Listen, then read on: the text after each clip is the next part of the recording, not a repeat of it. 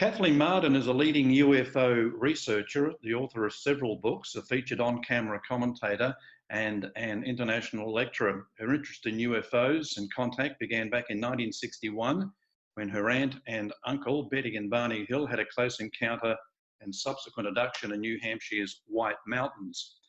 She's been Mufon's Director of Experiencer Research since 2011 and is on the board of directors of the Edgar Mitchell Foundation for Research into Extraterrestrial and Extraordinary Encounters.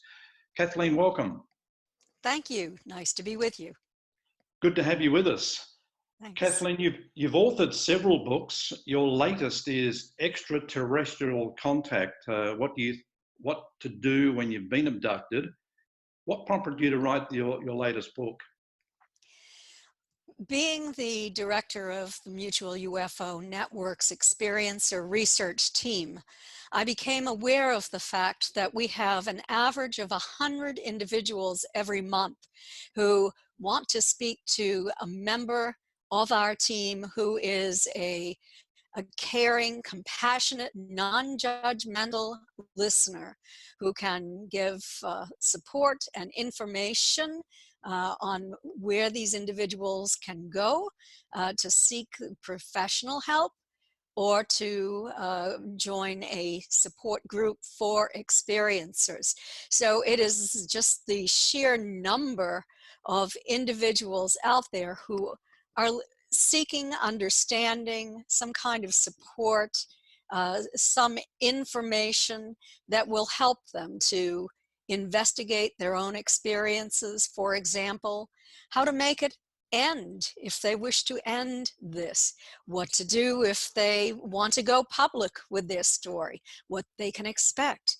So the book is a comprehensive guide to help experiencers come to terms with what is occurring in their lives, to determine whether or not it is ET or something else, and it just goes on and on from there. Why do you think contact is so traumatizing for people? Well, I have discovered that regardless of whether or not contact is highly positive or highly negative, it is traumatic. It causes post-traumatic stress disorder in many individuals. And it appears that part of the reason is that they know something has happened to them. They cannot remember all of what occurred, and they have probably read negative information in the media, because that tends to be what the media focuses upon. I guess fear sells. So they anticipate that those memories are going to be highly negative, that they were going to be treated very poorly, regardless of what happened. Do you think that's the main reason why people will often just keep it to themselves and not come forward about their situation? I think that the main reason that people keep it to themselves is because they might have attempted to tell a close relative, and that person laughed at them, asked them what they'd been drinking or what they'd been smoking before they had that happen. There has been the fear of ridicule ingrained into our American society over a period of the past 60 to 70 years. And so the general public has an image of individuals who've had these experiences as being the toothless residents in a rundown trailer park somewhere, or individuals who have psychiatric disorders. Nothing can be further from the truth. This is happening to people around the world, in all societies, in all religions, in all levels of education, in all socioeconomic groupings. And certainly people who are very mentally healthy. I've received reports from military officers, from medical doctors, from psychiatrists and psychologists, from engineers, other scientists. It runs the gamut. Because you mentioned a figure when we started the interview that was it 100 people a month? Yes, That is staggering. yes, it is. It's a very large number. Because I guess most people would have the impression when we talk about alien abduction that it's you know it's a minor thing.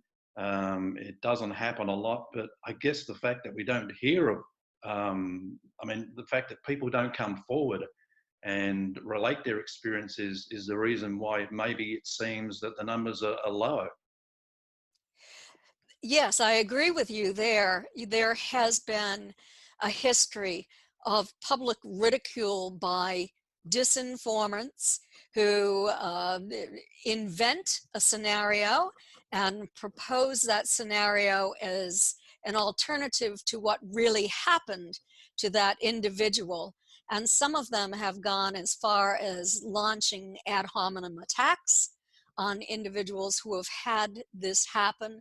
Oftentimes they wanted to have this information remain confidential, but it just was thrust into the public's attention by a media after sometimes there was, such as in my aunt and uncle's case, there was a violation of confidentiality that took the story to the public. In Travis Walton's case, he had actually gone missing for 5 days before he was dropped off by this craft and then reappeared. And so there were individuals who attempted to destroy their reputations, their character, to cause them to lose their jobs. There's a long history of this kind of negative treatment, and I hope that it's getting better now. I believe that it is. So, what do you think someone who has gone through an experience maybe more than once and has kept it to themselves should do? Well, certainly our statistical data indicates that they have gone through these experiences over a lifetime. Only 25% believe that they have had one or two contacts. The vast majority believe that it's many more than that. So what should they do? Well, first of all, I believe that they should talk to an individual who is going to be a caring, compassionate, non-judgmental listener. Someone who has a great deal of knowledge and information. In other words, a specialist in this field. Now, I don't recommend hypnosis immediately. I think that we have to determine the level of trauma that this individual is experiencing. And if they have post-traumatic stress disorder, I personally recommend EMDR therapy with a psychotherapist who, and this is the eye movement therapy that works extremely well when a person has post-traumatic stress disorder. And you know, the insurance pays for it because it's a licensed therapist, and uh, it's a very good way to begin to recover some of those memories as well. So you know, that's an important step to take. You could also go to a psychotherapist who uses hypnosis in their treatment, but I would definitely not recommend a certified hypnotist or hypnotherapist as a beginning step if there is trauma involved. Also, people who would love to talk to someone about it but have been loath to do it, it's not that they have to go public with it, is it? If you mentioned they find a safe environment, maybe just tell someone who, so they can just get it off their chest and take some pressure off themselves.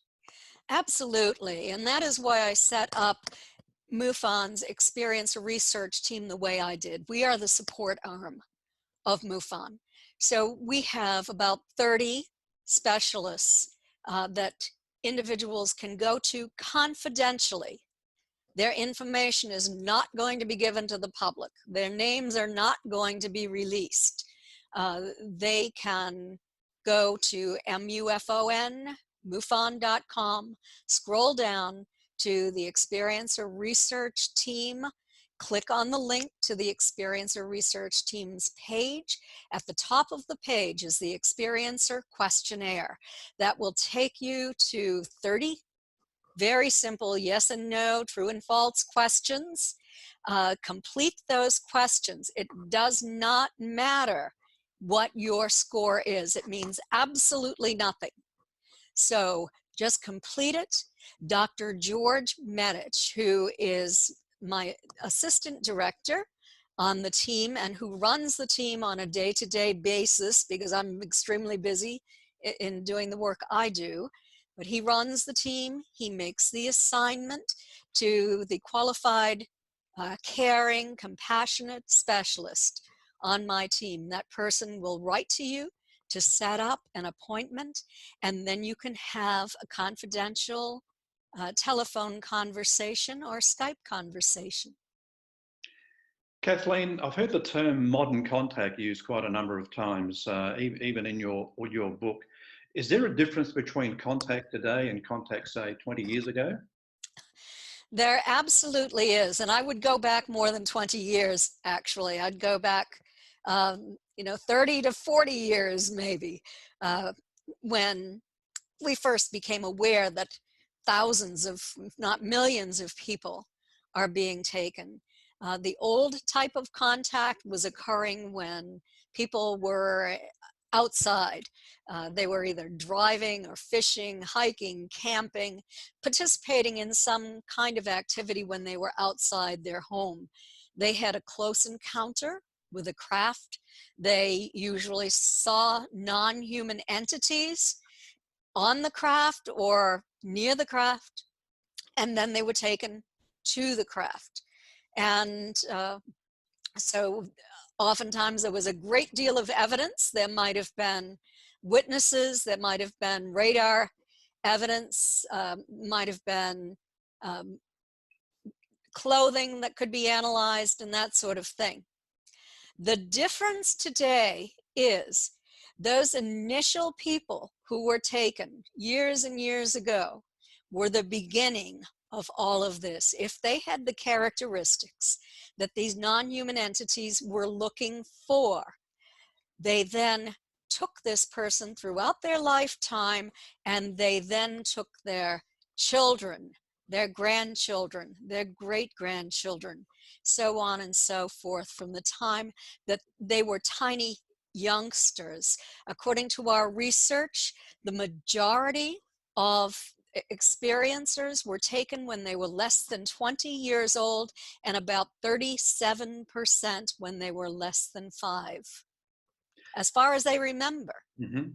You're probably in a better position than most to make an assumption. And when you say that a person gets taken time and time again because the aliens want something, what is it do you think that they want? It's not just one thing that the aliens want. They're looking for several different things, and different groups are running different kinds of programs.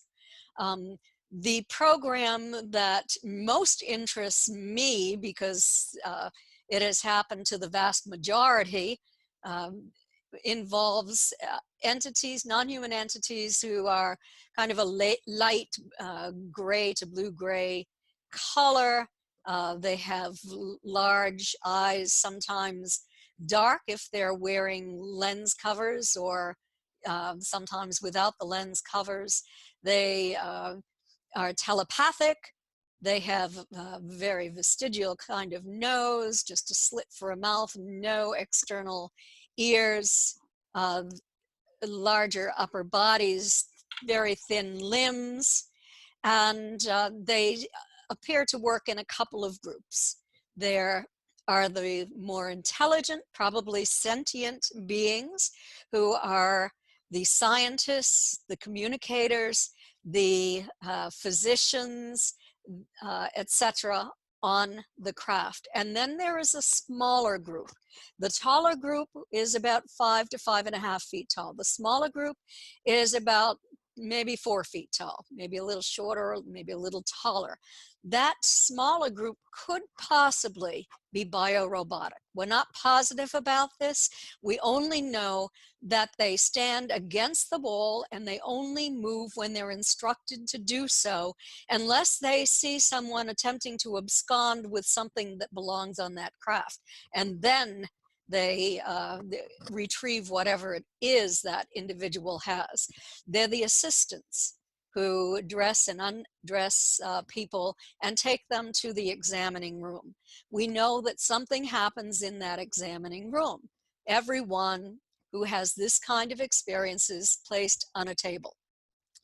And they receive what appears to be an implant. Dr. Roger Lear used to remove these implants, and they were studied in scientific laboratories. They have highly unusual properties. They are attached to the proprioceptor nerves in people's bodies. Our bodies don't reject them. They appear to have intelligence. They can travel from one part of the body to another where they are supposed to end up. Dr. Lear's researchers discovered that they are made from a crystalline structure of rare earths and meteoric material, and there was one that would transmit radio signals into deep space. So very highly unusual properties with the implants.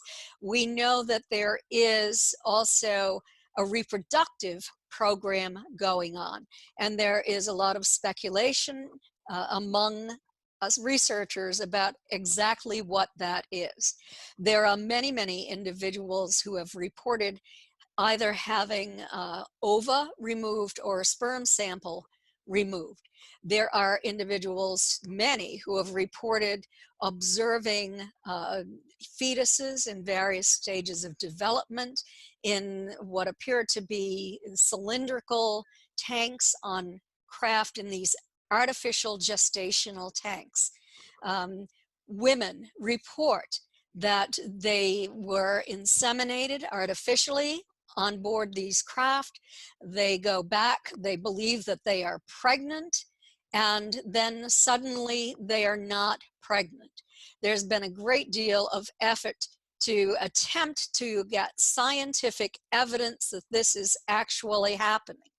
We know that there are cases where women have been pregnant and suddenly they were not pregnant, and they did not have the symptoms of a miscarriage. So we are still not in possession of enough scientific evidence to be able to determine that this is happening, although certainly in individuals' reports, it has happened time and time again. The fetus is removed, then put into these tanks and raised until they are old enough to survive outside these tanks. We also believe that they are tampering with our human DNA. Time and time again, experiencers have been told, and this dates back into the 1950s, that these non-human entities fear that our technological development is out of sync with our spiritual development, that they are concerned that we're going to cause an environmental collapse on this planet, or that we might engage in a nuclear holocaust.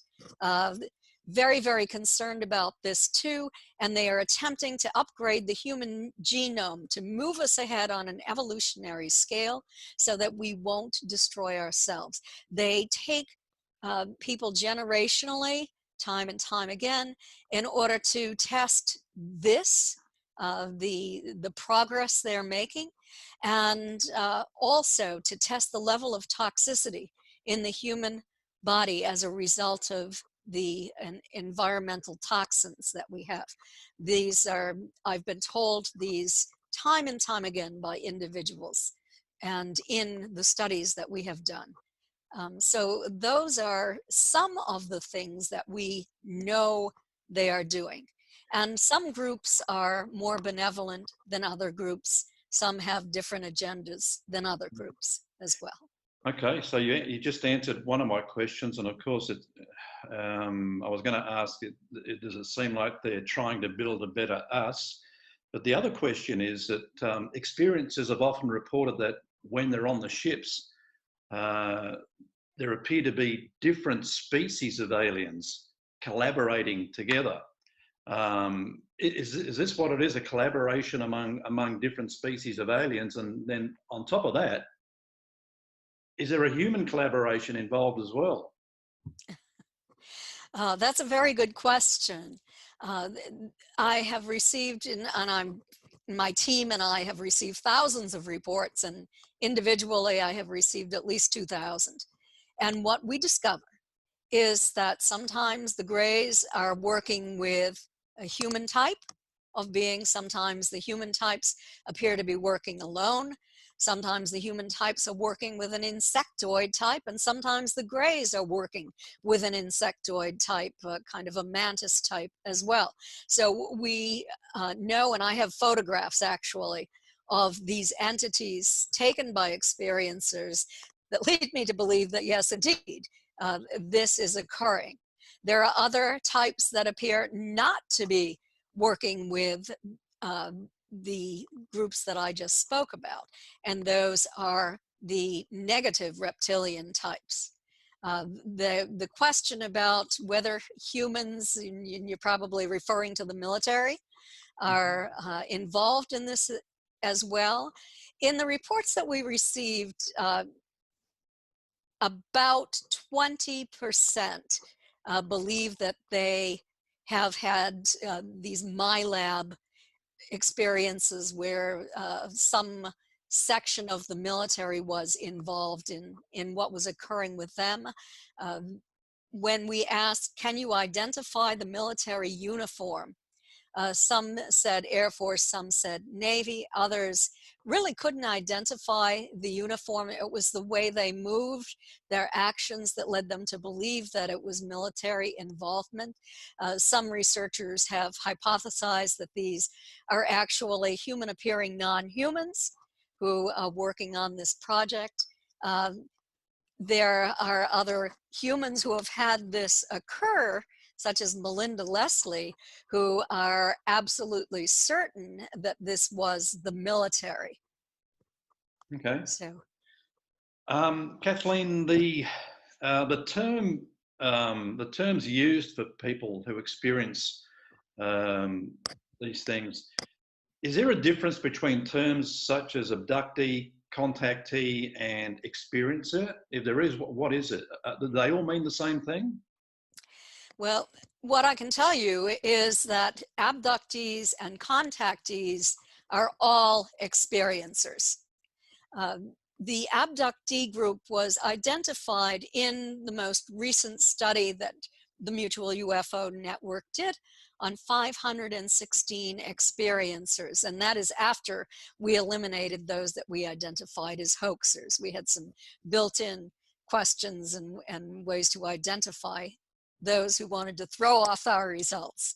But Dr. Don C. Donderi, a retired psychology professor from McGill University and statistician who spent his lifetime doing social research, participated in this Mufon project as well, and I did as well.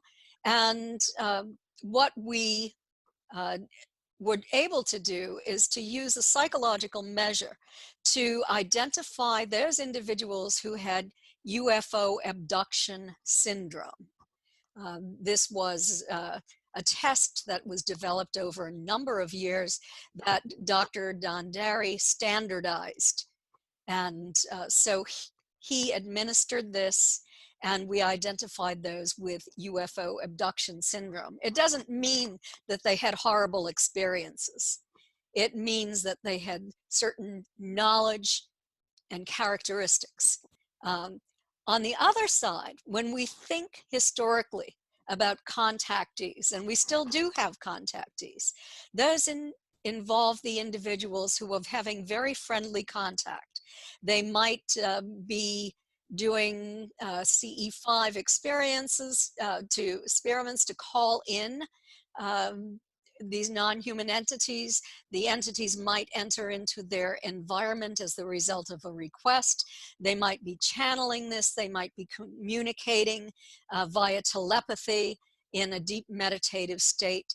There are many ways to fall into the contactee category, but we think of that as being something good. We know that back in the early 1950s, those contactees who were communicating, they said, with benevolent space brothers, were called contactees.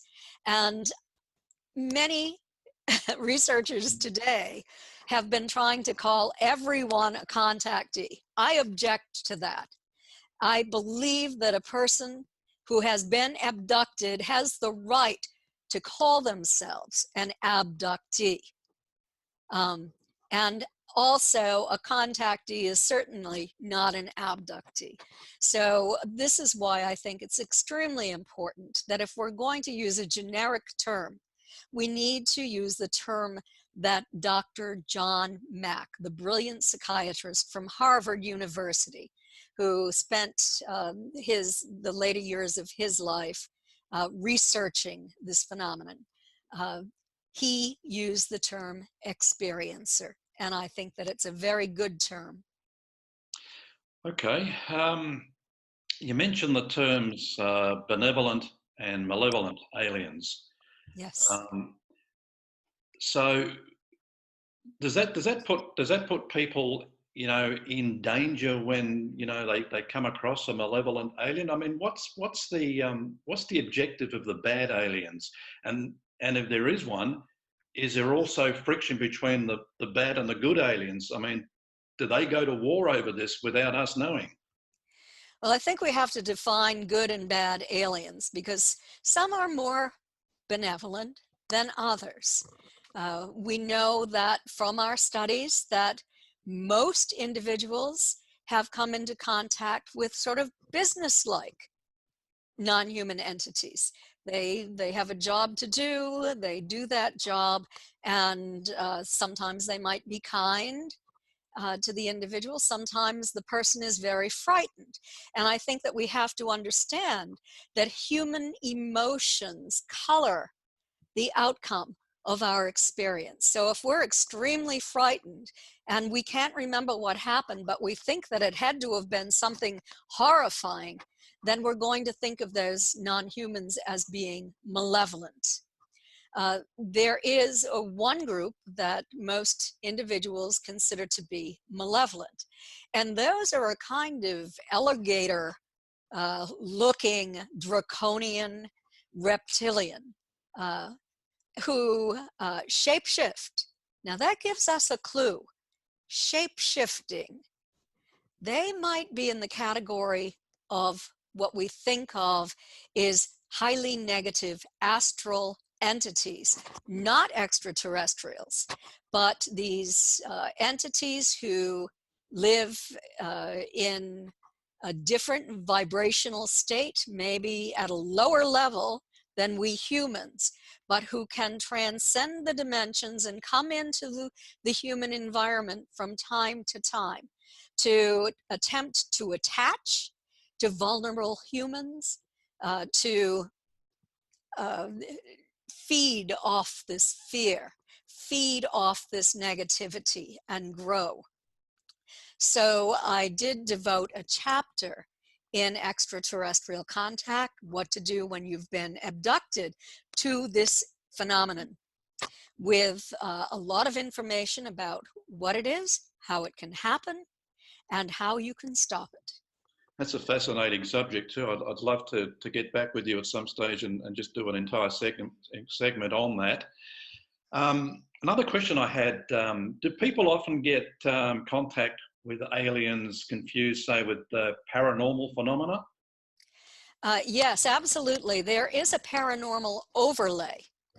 So we have to assist individuals in collecting their evidence, having it all documented so that they can determine, and we can help them, exactly what is occurring in their lives.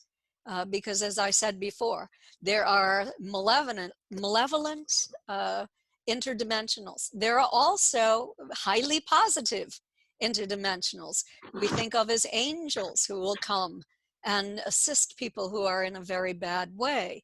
So, but there is also an overlap of the kind of paranormal phenomena that happens in people's homes.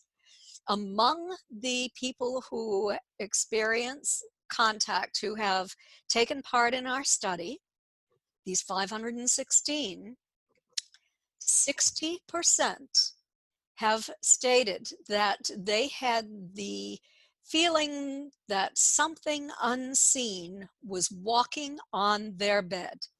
It had weight, but it did not have substance. They couldn't feel it when they'd reach out for it, but they could sense the weight of it. Also, a very high percentage all had seen these lighted orbs that seemed to have intelligence that came into their homes and interacted with them. Sometimes they expanded into the full bodies of these gray entities. So, again, lots of questions, but we at least have some scientific evidence that this is occurring. There are other things occurring at a lower rate, such as poltergeist activity. We know that happens time and time again in paranormal experiences. Light orbs happen in paranormal experiences too, in people's homes. So you have to separate that out. Who is inside that orb? What consciousness is in there? And also, well, I mentioned poltergeist, things flying off shelves, doors opening and closing. That's at a much lower rate among the people who believe they're having extraterrestrial encounters, but it is quite common in paranormal experience homes. All right, we've got a few minutes left, Kathleen. I just wanted to ask you, the fact that we mentioned earlier, you're the niece of Betty and Barney Hill, probably the most famous abduction case in history, I guess, along with Travis Walton's case. That happened back in 1961. Now, if that didn't occur, would your life have been different? My life would have been very, very different. I started out in psychiatric social work, and it was all because of my interest in this phenomenon. And then I ended up doing graduate work in education and working in that field for a number of years. But 30 years ago, I decided to leave that field. I'd become ill. That was one of the reasons. But I had met all of the original researchers in Betty's and Barney's case. I knew the vast amount of physical and circumstantial evidence. I spent 15 years doing an extensive investigation of my aunt and uncle's experience. And because I wanted all of the answers, I wanted to study all of the possibilities of possibly prosaic explanations for this. In the end, I could come to only one conclusion, and that is that it was a real event.